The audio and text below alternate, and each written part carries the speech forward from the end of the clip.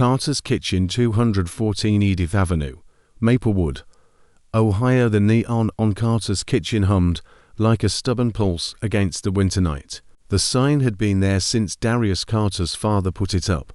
Faded letters, a stubborn little flame that didn't know when to quit. Inside, the small diner smelled of coffee, butter, and the faint tang of old metal. Darius stood behind the counter, palms cupped around a mug he hadn't quite finished, staring at a stack of unpaid invoices that looked a lot like small, mean clouds over his head. Tonight the town had that rare kind of cold that seemed to push sound flat and slow. Snow feathered onto Edith Avenue and made the streetlights look like small moons caught in a net. Darius had shuttered most of the booths for the night, but left the front door cracked a hair's breadth to let the diner breathe. He was thinking of ledger numbers and the rent due next week when the bell above the door jangled. Two silhouettes hunched against the doorway's draft, an old woman wrapped in an army of mismatched coats, and a little boy clinging to her hand like it was a compass. They looked like they'd been sketched by the cold itself, eyes bright, cheeks raw, clothes carrying the heavy smell of winter's long minutes. The woman's jaw worked as if she were saying a prayer against the wind. Darius felt something in his sternum unclench. He stood and crossed the linoleum.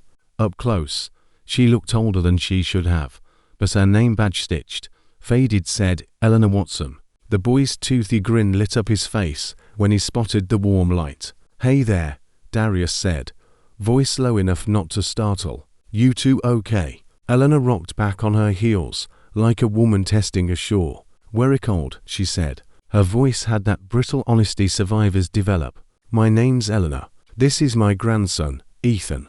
We don't have anywhere else tonight." The little boy Ethan unwrapped a small paper square like it was a treasure. On it was a child's drawing of a little building with a crooked sign, Carter's Kitchen. "We made you a picture," he said, as if that explained everything. Darius unlocked something he hadn't realized had been padlocked for months. "Come on in," he said, and the little bell chimed again as the door closed on the wind. "Sit. I'll get you something hot." The diner's kitchen was a tiny universe of ritual, the hiss of the grill, the reliable clatter of pans, the slow, forgiving burn of the oven. Darius ladled soup into 2 chipped bowls and handed them over. Ethan's fingers left ringed smudges on the rim as he slubbed, eyes wide with the kind of hunger that isn't just about food. Eleanor ate with a tremulous concentration, and at some point, when she believed he wasn't watching, her eyelids closed and the corner of her mouth relaxed. "Why are you out on the street?" Darius asked, the way men who'd been holding whirring 4 years asked other people to share theirs. Eleanor folded her hands around the bowl like a rosary. "My daughter died 3 years ago," she said. "Her husband Ethan's father, he never came back from a bad choice. The boy lost his home, and then the town turned their head.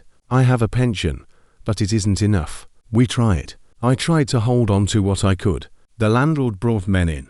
Papers, 4A, while Ethan and I slept in the car. Tonight we were shut out of everywhere." Darius tasted the words, each one a sting. He thought of the bills stacked like a second, meaner life under the counter. He thought of the sign on the door, the stove that needed a new element, the supplier's notice head tucked into his apron last week. He also thought of his father's face, the way he'd said that a kitchen was a home for the hungry and for the lonely. "You can stay here until you figure something out," he said, before he could talk himself into caution. "There's a small room above the diner. Not much, just a cot and a window that looks at Edith. It's empty." He hadn't planned to offer anything. He didn't know when he'd last done something that wasn't calculated on a ledger. But the look on Eleanor's face rewired something inside him. She pressed a hand to her chest, like someone listening to a newly found heart. As she swallowed. "We can't accept that. The boy he'd get in trouble." Ethan, who'd been drawing more pictures at the counter with a stub of pencil, looked up. "It's okay, Grandma. He says we can." He said it with the plain bravery of children who trust without explaining why. They stayed. Nights rolled into a rhythm. Eleanor learned where the sugar and the good plates were and volunteered to wash dishes her hands were small and fast with suds. Ethan stacked menus and passed out coffee to delivery drivers with the kind of pride that makes a kid stand taller than he is. The diner warmed around them like a living thing.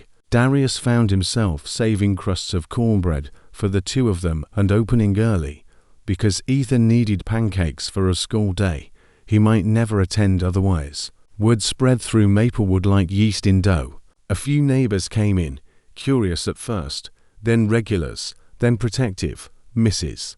Henderson, who lived 3 doors down, started bringing in extra jars of preserves. A teacher from the middle school donated a backpack full of notebooks. People began to linger longer, telling stories that sounded better when spoken aloud among others. For a few weeks, the counting of the bills still mattered, but felt less like a prophecy.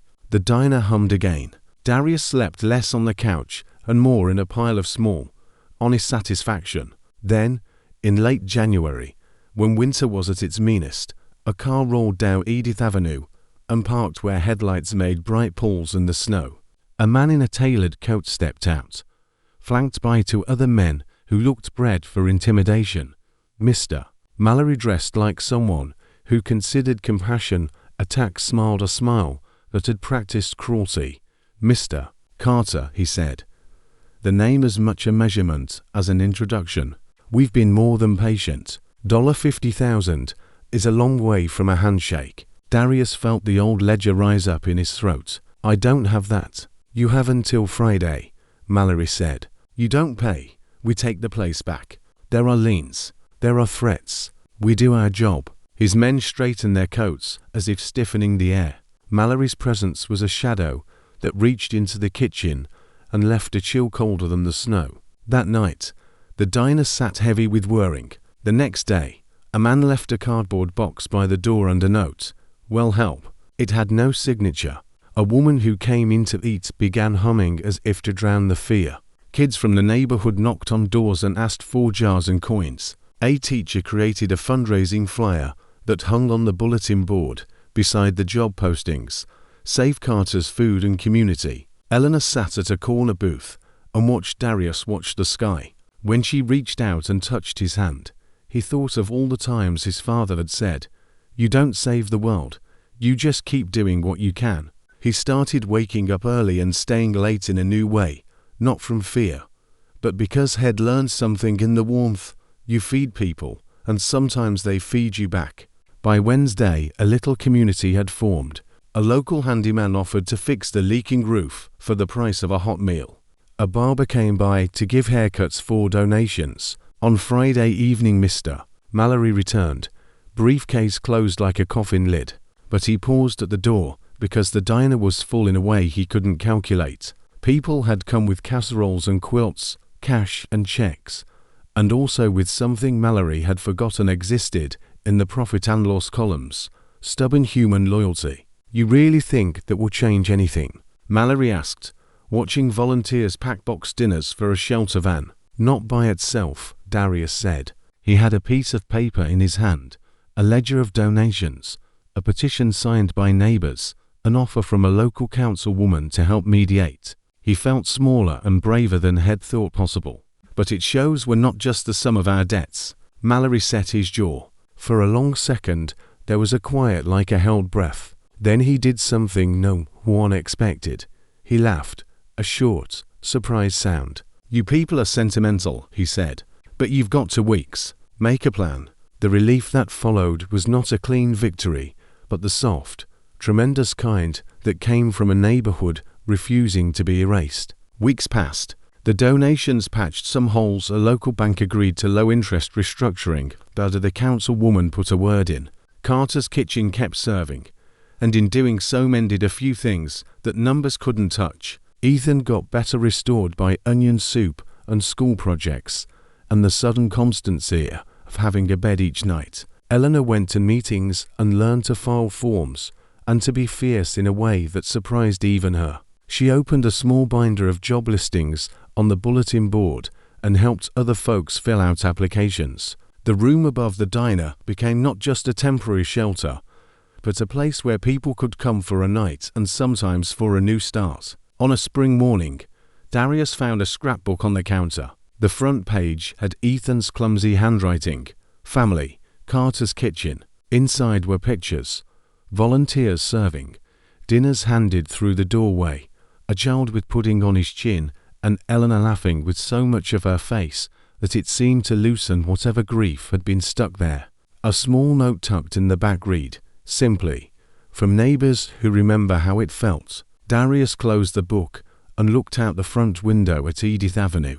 The sign over the door still flickered occasionally, stubborn as ever. It had always stood for a place to eat. Now it stood for something larger, an ordinary reclamation that had turned the diner into a harbour. "You did good," Eleanor said, as if that declaration could be a thread to stitch the evening together. Ethan, by the register, had his hand on a pencil, drawing another picture of the building, adding a flag and people standing close. "It was everyone," Darius answered. He felt the ledger still on the shelf, still a thing that needed tending. But its edges were softer now, not because the numbers were gone, but because there was a different kind of accounting going on, debts repaid in dinners, in time, in babysitting, in shared lessons. People kept each other from falling, and that, Darius thought, was the truest kind of profit. Years later, when the diner's walls had a few more photographs and the sign had been rewired to shine steady, a small plaque went up by the door, "Carter's Kitchen, a place to belong."